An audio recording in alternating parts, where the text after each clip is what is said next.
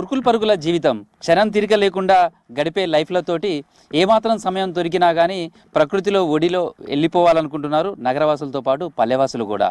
అలాంటి వారికి కనువిందు చేసే అందాలకు నిలయంగా మారుతుంది ములుగు జిల్లా. ఇప్పటికే లక్నవరం లాంటి 3 ఐలాండ్లతో పాటు ఇప్పుడు మరొక ఐలాండ్ కూడా అందుబాటులోకి రానున్నది. ఇటు పర్యాటక అటవీ శాఖ సంయుక్తంగా కూడా బ్లాక్ బెర్రీ ఐలాండ్ను సిద్ధం చేస్తున్నారు.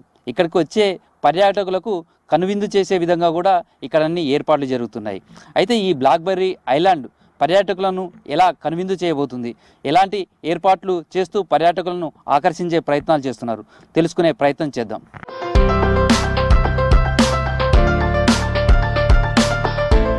ఈ దండకారణ్యంలోకి లోపలికి రావాలన్నా కానీ ఇటు వరంగల్ హన్మకొండ నుంచి ఇటు ఏటూరు నాగారానికి వెళ్ళే ప్రధానమైనటువంటి జాతీయ రహదారిలో తాడ్వాయి సమీపంలో ఈ ప్రాంతం ఉంటుంది. మా ప్రధాన రహదారి నుంచి కూడా దాదాపు 1.5 కిలోమీటర్ల ప్రయాణం చేస్తూ అడవిలోంచి లోపలికి వస్తే మనకు ఈ ఐలాండ్ కనిపిస్తుంటుంది. ప్రస్తుతం ఇప్పటికే బ్లాక్ బెర్రీకి సంబంధించినటువంటి దీవి అందాలను పర్యాటకులకు కనువిందు చేసే విధంగా కూడా ఏర్పాట్లు జరుగుతున్నాయి. మంత్రి సీతక్క ఇతర అధికారులతో కూడా ట్రయల్ రన్ కూడా ఏర్పాటు చేశారు. ఇక్కడికి వచ్చారు, ఆమె ఇక్కడ ఉన్నటువంటి అందాలను పరిశీలించారు, పర్యాటకులను ఆకర్షించే విధంగా జరిగే పనులను కూడా పరిశీలించారు. చాలాసేపు ఇక్కడ ఉన్నటువంటి ఆహ్లాదకరమైనటువంటి వాతావరణంలో ఆమె స్పోర్ట్స్లో కూడా పాల్గొన్నారు. ఈ బ్లాక్ బెర్రీ ఐలాండ్ అనేది డెవలప్ చేస్తున్నారు. అసలు ఆ పేరు ఎట్లా వచ్చింది, ఈ ఐలాండ్లో ఎట్లాంటి డెవలప్మెంట్ చేయబోతున్నారు? బ్లాక్ బెర్రీ అనేది ఇది బ్లాక్ బెర్రీ అనగానే మీకు ఆఫ్రికానో, అమెజాన్ అడవుల్లో, అమెరికా అడవుల్లో, లేకుంటే ఆస్ట్రేలియానో అట్లాంటి దట్టమైన అడవులు అట్లాంటివి గుర్తుకొస్తాయి. కానీ తెలంగాణ రాష్ట్రంలో బ్లాక్ బెర్రీ ఉండడం అనేది మా అందరికి కూడా చాలా సంతోషం, ఒక కొత్తగా కూడా అనిపిస్తుంది. బ్లాక్ బెర్రీ అంటే మన అల్లనేరేడు పళ్ళ చెట్లు ఉన్నాయి ఆడ, బాగా చుట్టూ వాగు ఉంటుంది. వాగులో నుంచి వర్షాలు వచ్చినప్పుడు ఆ వాగు మొత్తం కూడా పొంగి గడ్డ మీదకి వస్తుంది. ఇసుక తిన్నెలు కూడా ఉంటాయి. మొత్తం ఆ ఇసుక తిన్నెల మీద బ్లాక్ బెర్రీ చెట్లు ఉన్నాయి. ఆ చెట్లను బేస్ చేసుకునే మరి బొంగులతోటి, కంక వనాలతోటి మంచి మంచెలు కానీ, తర్వాత డైనింగ్ హాల్ కానీ, పిల్లలు ఉండడానికి ఆడుకోవడానికి కానీ, ఇసుక దిన్నెల మీద ఆటలు ఆడడానికి కానీ ఇవన్నీ కూడా డెవలప్ చేయడం జరిగింది. చాలా అద్భుతంగా ఉంటుంది. మనం అందులోకి పోవాలంటే మంచి దట్టమైన అడవి ఉంటుంది. ఆ అడవికి వెళ్ళిన తర్వాత ఆ స్పాట్ మీదకి వెళ్ళాలంటే చిన్న వాగు బారుతూ ఉంటుంది. ఆ వాగులో కూడా ఎంత స్వచ్ఛమైనటువంటి వాటర్ ఉన్నాయంటే వనమూలికల యొక్క ఏర్లతోటి వచ్చే నీరు ప్రవహిస్తూ ఉంటుంది.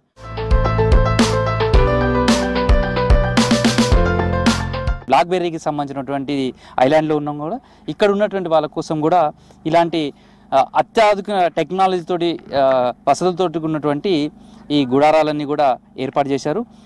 మొత్తం 50 ఇలాంటివి ఏర్పాటు చేశారు. ఒక్కొక్క దాంట్లో 25 వరకు 2 కపుల్స్ ఉండే విధంగా, 3 ఉండే విధంగా మరో 21, 4 ఒక ఫ్యామిలీ ఉండే విధంగా 4 హట్స్ను కూడా అందుబాటులోకి తీసుకొచ్చారు. దీంట్లో సోలార్ ద్వారా పవర్ సంబంధించుకోవచ్చు, ఫ్యాన్ కూడా అందుబాటులోకి ఉంటుంది. తర్వాత చల్లని గాలి ఆస్వాదించాలనుకుంటే కూడా కావాల్సినటువంటి ఫెసిలిటీస్ ఏర్పాటు చేశారు. అసలు ఈ దీవిలో ఎట్లాంటి ఫెసిలిటీస్ ఉన్నాయి, ఎన్ని రకాల హట్స్ ఉన్నాయి, తర్వాత వీటిని ఏ విధంగా ఉండబోతున్నాయి, इसमें फैसिलिटीज कहाँ से कर? हमारे पास में पूरा 58 हट्स है, जिसमें कपल्स के लिए भी है और 3 पर्सन के लिए भी है और फैमिली के लिए 4 to 6 पर्सन के लिए भी है. और टेंट्स के अंदर हम आपको मैट्रेस देंगे, आपकी पिलोस रहेगा, फैंस रहेगा, अंदर सेपरेट लाइट्स रहेगा और इसमें 2 कवर रहते हैं जो कि सिक्योरिटी पर्पस से दोनों कवर कर सकते हैं. वेंटिलेशन भी टेंट्स में अच्छा रहता है. इसके अलावा यहाँ पे टॉयलेट्स हम क्रिएट कर रहे हैं जो कि बायो टॉयलेट्स है, जो कि एनवायरनमेंट फ्रेंडली है, इको फ्रेंडली है, इको टूरिज़्म को सपोर्ट करता है. तो बायो टॉयलेट्स यहाँ पे रहेगा जो कि वेस्ट वाटर निकलेगा जो कि ऑलरेडी रिसाइकल्ड रहेगा. स्पोर्ट्स में वॉलीबॉल खेल सकते हैं, फुटबॉल खेल सकते हैं, आर्चरी है, टग ऑफ वॉर है, ग्रुप एक्टिविटीज़ रहेगा जो कि पूरे गेस्ट को इन्वॉल्व करेगा. एंजॉयमेंट के कैसा कैसा है? शाम की एंजॉयमेंट के लिए यहाँ पे ट्राइबल डांस होगा जो कि हर कोई देख सकता है जो भी यहाँ पे ट्रैवलर्स आएंगे. इसके अलावा कॉमन बॉनफायर है, बॉनफायर को एंजॉय कर सकते हैं सब लोग बैठ करके. हम यहाँ पे म्यूज़िकल नाइट प्लान कर रहे हैं जिसके लिए हम साइलेंट हेडफोन्स लेके आएंगे सो दैट आपको यहाँ पे किसी का भी साउंड नहीं सुनाई देगा. एक एक आदमी अपना हेडफोन लगा के सुन सकता है उसको. तो यहाँ पे नॉइस पॉल्यूशन भी नहीं होगा जंगल में। బీచ్ వాలీబాల్ అనేది కేవలం సముద్రాలు ఉన్నటువంటి ప్రాంతంలో ఉన్నటువంటి ఒక ప్రత్యేక ఇసుకలో మాత్రమే అవకాశం ఉంటుంది. కానీ ఇక్కడ కూడా అలాంటి ఇసుకనే ఉంది. దీంతో ఇక్కడ కూడా స్పోర్ట్స్కు సంబంధించినటువంటి ఏర్పాట్లన్నీ కూడా చేశారు. అసలు ఇది ఒక దీవి ఐలాండ్ ఉన్నది అనేది మీకు తెలుసా? అసలు మా మంత్రి గారు ఇక్కడికి వచ్చేసి చూశారు. దీన్ని ప్రైవేట్ భాగస్వామ్యంతో ప్రభుత్వ భాగస్వామ్యంతో ఏర్పాటు చేశారు. దీంట్లో అన్ని సకల సౌకర్యాలు ఏర్పాటు చేసే విధంగా టూరిస్టులందరికీ కూడా మంచి ఒక వాతావరణం, ఆహ్లాదకరమైన వాతావరణం ఉండే విధంగా ఇక్కడ అన్ని ఏర్పాట్లు చేస్తూ ఉన్నారు. బయట బాహ్య ప్రపంచం అంతా కూడా పొల్యూషన్ అయిపోయి ఉన్నది. ఈరోజు అన్ని సెల్ టవర్ లొకేషన్స్, సెల్ వల్ల చాలా రేడియేషన్ వచ్చే ప్రమాదం ఉన్న పరిస్థితులలో ఒక మంచి గ్రీనరీలో ఈరోజు ఒక ఐలాండ్ సిగ్నల్స్ లేవు. ఇక్కడ ఇప్పటి వరకు సిగ్నల్స్ లేవు, రావద్దనే కోరుకుంటున్నాం మేము. ఎందుకంటే బాహ్య ప్రపంచంలో ఎట్లా సెల్ రేడియేషన్ తోటి చాలా రోగాలు బారిన పడుతున్నాము. ఈ ఆధునిక ప్రపంచంలో ఉరుకుల పరుగుల జీవితం నడుస్తూ ఉన్నది. ఈ ఉరుకుల పరుగుల జీవితం కాకుండా పచ్చడి ప్రకృతిలో ఆహ్లాదకరంగా ఫ్యామిలీతోటి ఎంజాయ్ చేయడం కోసం వీకెండ్స్లో అందరూ ఇక్కడికి వచ్చే విధంగా ఏర్పాట్లు చేస్తూ ఉన్నారు. దీవిని కనుగొనడం, దీన్ని అభివృద్ధి చేయడంలో ప్రభుత్వం ముందుకు రావడం మీ అందరం ములుగు జిల్లా యువకులుగా మేము స్వాగతిస్తున్నాం. దయచేసి ఇక్కడికి వచ్చేటువంటి పర్యాటకులకు ఇప్పుడున్న సౌకర్యాలను భవిష్యత్తులో కూడా ఇంకిత మెరుగుపరిచేటట్టు, అలాగే కొద్దిగా వర్షం పడితే కూడా కొద్దిగా ఇక్కడ వాతావరణం కొద్దిగా మనకు ఈ మట్టి రోడ్డు కొంచెం సపోర్ట్ చేయలేకపోవచ్చు. గౌరవ మంత్రి గారు, ముఖ్యమంత్రి గారు ఈ ప్రాంతం మీద అభివృద్ధిని దృష్టి పెట్టి కొంత ఆ రోడ్లు ఫెసిలిటీ కూడా కల్పించినట్టయితే ఇంకా ప్రాంతంలో అభివృద్ధి, ఉపాధి అవకాశాలు, వ్యాపార అవకాశాలు ఇక్కడ పెరిగే అవకాశం ఉన్నది. ఆ ద్వారా ప్రభుత్వం ఆలోచించాలని మేము అందరం విజ్ఞప్తి చేస్తున్నాం.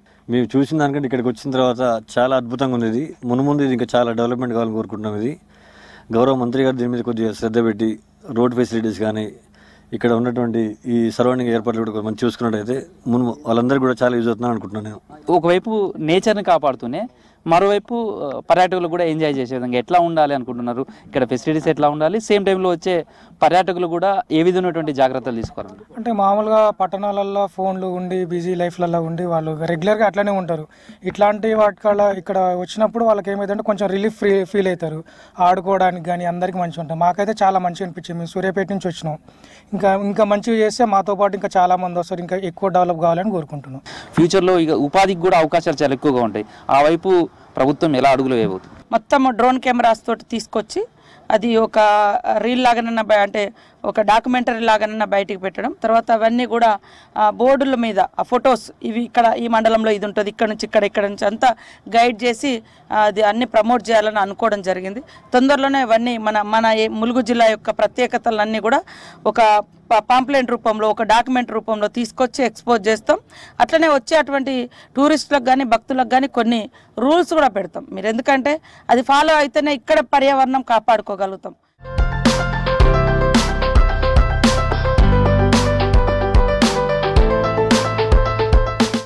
నేచర్, వాటర్ ఈ రెండు మనకి ఈ బ్లాక్బెర్రీ దీవికి వస్తుంటే కనిపిస్తుంటాయి.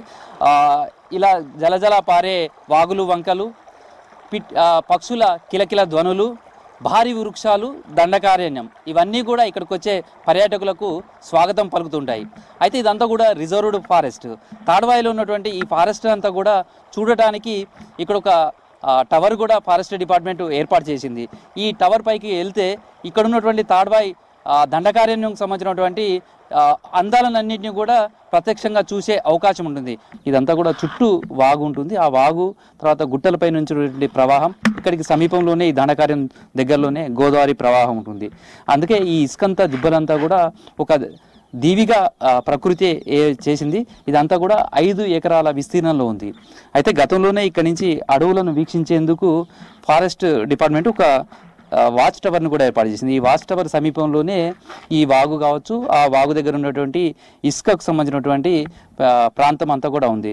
దీంతో ఇటు ఫారెస్ట్, అటు టూరిజం డిపార్ట్మెంట్ రెండు కూడా సంయుక్తం ప్రైవేటు భాగస్వామ్యంతో దీన్ని డెవలప్ చేసే ప్రయత్నం చేస్తున్నారు. రాష్ట్ర ప్రభుత్వం తర్వాత ఇక్కడ ఉన్నటువంటి మంత్రి సీతక్క కూడా వీటి డెవలప్మెంట్ మీద ప్రత్యేకమైనటువంటి దృష్టి సారించారు. అందులో భాగంగానే ఇప్పటికే లక్నవరం ఐలాండ్ లో 3వ ఐలాండ్ను డెవలప్ చేశారు. సేమ్ టైంలో ఇప్పుడు ఈ బ్లాక్బెర్రీ ఐలాండ్ను కూడా డెవలప్ చేసి పర్యాటకులకు అందుబాటులోకి తీసుకొస్తున్నారు. ఇక్కడికి వచ్చే పర్యాటకులకు మాత్రం వాళ్ళకు వాళ్ళు ఇక్కడ ఉంటే మయమర్పించి వాళ్ళని మర్చిపోయే విధంగా వాళ్ళ లైఫ్లో ఒక గుర్తుండిపోయే ప్రదేశంగా ఇది ఉండే విధంగా కూడా తీర్చిదిద్దే ప్రయత్నాలు జరుగుతున్నాయి. ఇది తాడ్వాయిలో ఉన్నటువంటి బ్లాక్బెర్రీ దీవికి సంబంధించినటువంటి విశేషాలు.